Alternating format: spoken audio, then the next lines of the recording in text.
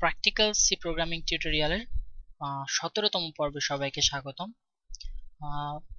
এই পর্বের ঠিক আগের পর্বে আমরা কাজ করেছিলাম দি কোয়েশ্চেন কোলন অপারেটর নিয়ে। খুব জটিল একটা লাইন ছিল, আশা করি আপনারা বুঝতে পেরেছেন এবং বুঝতে পেরেই ঠিক পরেরটাই কাজ করছেন। তো আজকে যে টিউটোরিয়াল সেটাতে আমরা ব্রাঞ্চিং এবং ডিসিশন মেকিং এর যে লাস্ট অপশনটা অর্থাৎ গো টু স্টেটমেন্ট সেটা নিয়ে আমরা কাজ করব। খুবই সিম্পল, এটা অতি সাধারণ। তো আমি প্রিরিকুইজিটিসে যেটা দিয়েছি যে how go to statement works, do you understand forward jump and backward jump, read 136 page of E Balagurusamy's ANSI C. একটা হাসিস ইমো দিলাম, বারবার আমি বইটার নাম বলি কারণ বইটা অসাধারণ অসাধারণ লাগে, মানে প্রোগ্রামিং শেখার সময় আর কি, অন্তত আমার কাছে লাগে আর কি। তো যাই হোক, তো আমি কোয়েশ্চেনটা দেখি, two anything with go to. Anything means anything, অর্থাৎ গো টু দিয়ে আমরা যে কোনো কিছু করলেই হবে।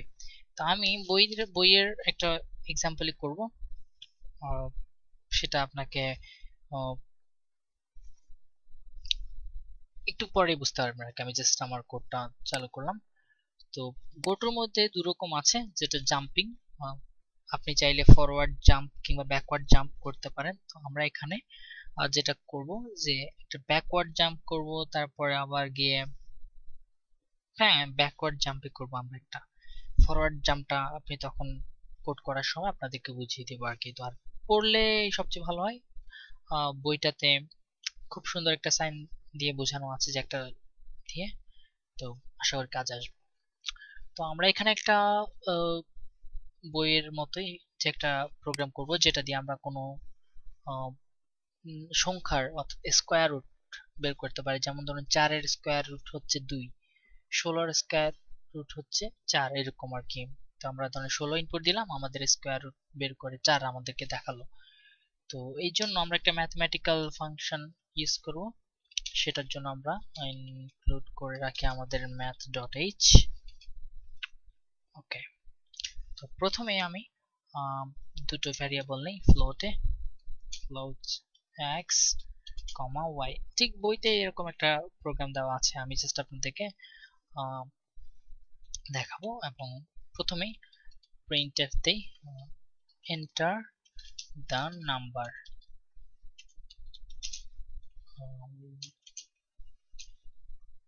so scanf দিয়ে আমি %f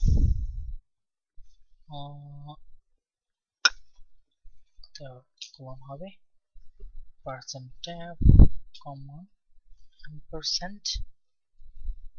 %x। so এই ছিল আমাদের কাজ, এবং আমরা চেক করব যে ইফ x ইনপুট নেওয়া নাম্বারটা আমাদের লেস দেন 0, অর্থাৎ 0 চাইতে ছোট কোনো সংখ্যার, তো আমরা স্কোয়ার রুট বের করব না। এখানে মাইনাস দিয়ে করলে সেটা হয়তো অন্যদিকে চলে যাবে নাম্বারটা। তো আমরা যদি ইফ x লেস দেন 0, বুঝতে পারছেন যে এটা কি, দেন নর্মালি আমরা ঠিক এর পরের লাইনে আমরা যেটা লিখি যে মানে যেটা হবে y ইকুয়াল যে স্টেটমেন্ট আর কি। তো আমরা যে ম্যাথ ফাংশন ইউজ করবো সেটা হচ্ছে sqrt, স্কয়ার রুট, এবং ব্র্যাকেটের মধ্যে হবে আমাদের x ইনপুটটা, এই যে সেম লাইন আর কি। তো printf দিয়ে আমরা নিউ লাইন দিই, একটা নিউ লাইন না দিই, the square root is %f, so percent আমরা 0.3 দিই, দশমিকের পরে 3টা সংখ্যা, এবং কমা দিয়ে আমি ওয়াইটা দিয়ে দেই। এখানে একটা নিউ লাইন দিলে সৌন্দর্য বর্ধন হবে। যাই হোক, তো আমরা যদি প্রোগ্রামটা রান করাই, enter the number 4, the square root, oops, আমাদের এখানে এরর হচ্ছে একটা, যদি এখানে ব্র্যাকেট দেই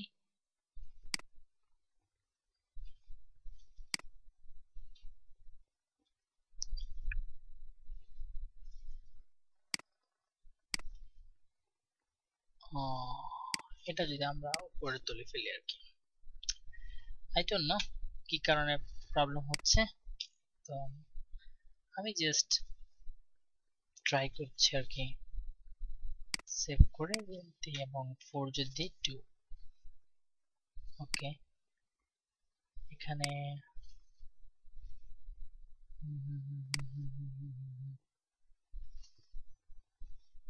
আচ্ছা প্রথমে আমরা ইফ ছাড়াই কাউন্ট করি, আই গেস সেটাই বেটার হবে। আমরা ইফটা বাদ দেই, জাস্ট একটা সিম্পল স্টেডি প্রোগ্রাম যে প্রথমে আমরা x ইনপুট নিলাম, এরপর y এর মধ্যে আমরা x এর স্কয়ারটা রাখলাম। তো এটা করে দেখি আমরা, এটা করলে আমরা দেখতে পাবো যে ধরেন 16 স্কয়ার রুট করলে আমরা পাচ্ছি 4 দশমিকের পরে 3 অঙ্কের আর কি। তো সিম্পল, একটু আগে আমি ইফ এলস দিয়ে করেছিলাম, ইফ এলসটা আমি এখনই ইউজ করব। তো এখানে একটা ব্যাপার যেটা যে 0 চাইতে ছোট আমরা চাচ্ছি না, তো সেক্ষেত্রে আমরা এখানে করতে পারি যেটা, সেটা হচ্ছে আমরা এখানে ইফ এলস আগের মতো ইফটা প্রয়োগ করতে পারি আর কি। তো ইফ ব্র্যাকেটে x লেস দেন 0,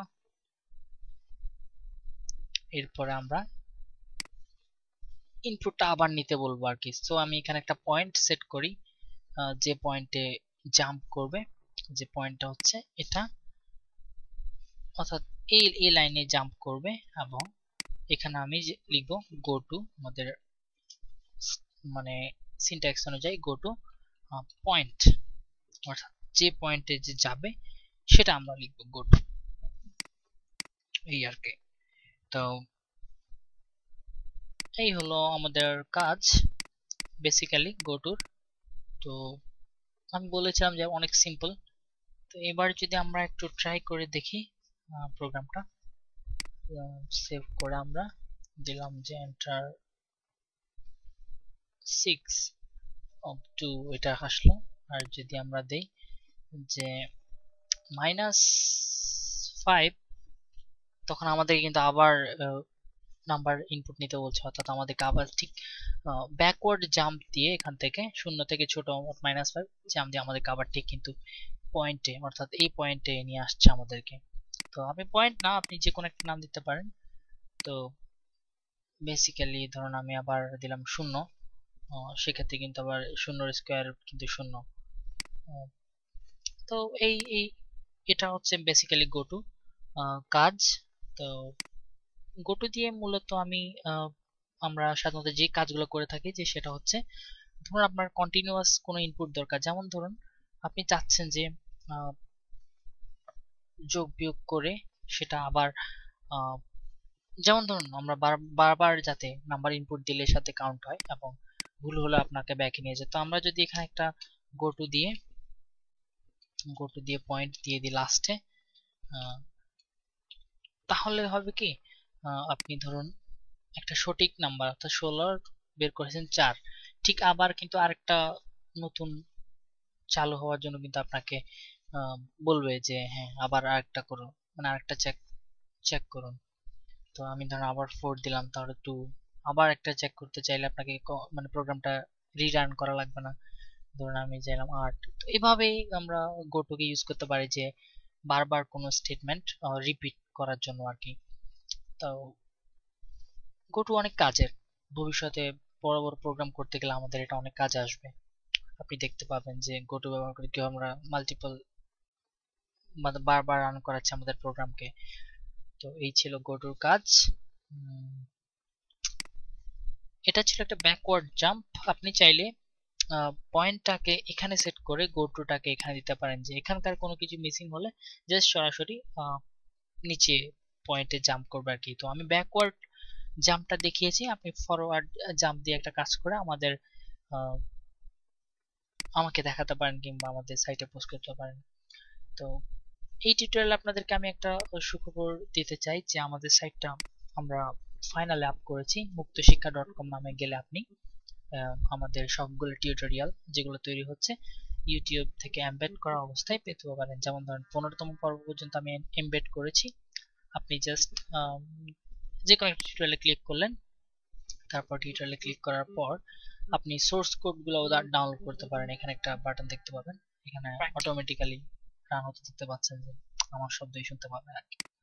তো বিভিন্ন কোয়ালিটিতে দেখতে পাবেন, যেমন ধরুন বেসিক্যালি আপনাকে 240p তে দেখাবে, আপনি চাইলে 720p এইচডি ফরম্যাটে দেখতে পারেন, যেটা একদম হাই কোয়ালিটি, আমার টিউটোরিয়ালের সর্বোচ্চ কোয়ালিটি।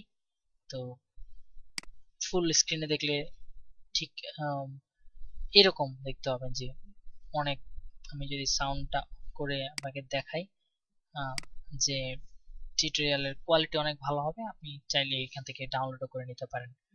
তো সাইটের পরবর্তীতে আমি সাইটে একটা অপশন যোগ করবো যে কিভাবে ইউটিউব ভিডিও ডাউনলোড করা যায়। তো যারা কালেক্ট করছেন নেক্সট টিউটোরিয়াল গুলো পাচ্ছেন না কিংবা আমার সাথে যোগাযোগ করতে পারছেন না, তারা ইন্টারনেট কানেকশন যদি ভালো থাকে সাইটে দেখতে পারেন, আর না থাকলে অবশ্যই আমার থেকে কালেক্ট করতে পারবেন। তো আর এখানে মন্তব্যের অপশন আছে, আমরা এটাকে সাইটটাকে আমরা আপডেট করব নিয়মিতই। তো আপডেট পেতে আপনার সাইটটা ভিজিট করবেন। এই যা, সবাইকে ধন্যবাদ। সাইটটা অনেক অনেক পরিবর্তন আসবে, আমরা জাস্ট স্টার্টিংটা করেছি আর কি, সময়ের অভাবে করা পসিবল হচ্ছিল না, আমি জাস্ট সেটআপ দিয়ে শেষ করলাম। তো সবাইকে ধন্যবাদ, নেক্সট পর্বে দেখা হবে নেক্সট পর্বের কাজ নিয়ে। সবাই ভালো থাকবেন।